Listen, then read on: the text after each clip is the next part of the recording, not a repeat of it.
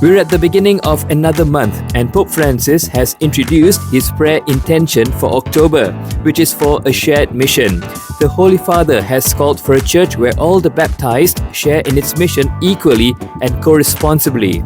Father Fabian Dicom unpacks the Pope's concept and explains how the Malaysian Church can embrace Synodality. This, as well as the obstacles and solutions, are our focus on page 11. Meanwhile in Rome, the second session of the Synod on Synodality has begun. Our front page picks up an article that lays out the pressing issues that will be up for discussion, which the Holy Father has alluded to during his visit to Asia and Oceania last month. Follow us on our socials at Herald Snapshot for updates on the news from the Synod. Back home, the Church of the Holy Rosary in Brickfields was filled with devoted members of the deaf community for a special Mass on September 22nd, held in celebration of the International Day of Sign Languages.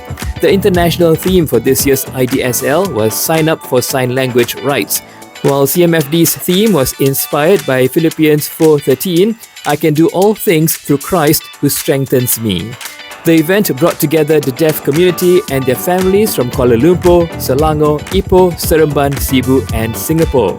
The Mass was presided over by Archbishop Julian Liao, who said in his homily, "As we celebrate IDSL, it reminds me that we, before the deaf community, are the ones who are deaf for not being able to communicate with them. Seeing Father Michael communicate the homily to the deaf community, I felt that I am deaf because I can't speak in their language."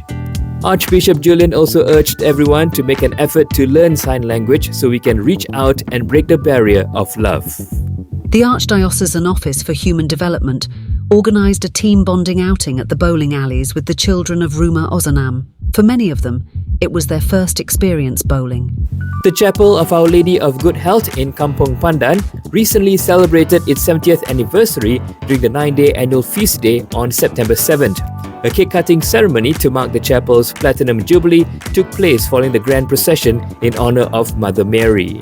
Caritas Risen Christ Catholic Church and its BEC coordinating team members recently collaborated on a soap moulding project to produce herbal soaps for prisoners in the Diocese of Penang.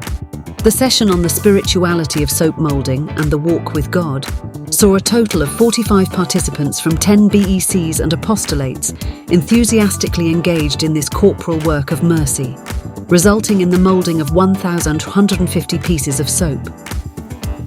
And after a 5-year hiatus, the Kuching Archdiocese Youth Day 2024 took place from September 14 to 16 at the Archdiocesan Curia and Cathedral Pastoral Centre. Read all about it in the youth section. All this and more in this week's Herald. Get your copy at your parish this weekend.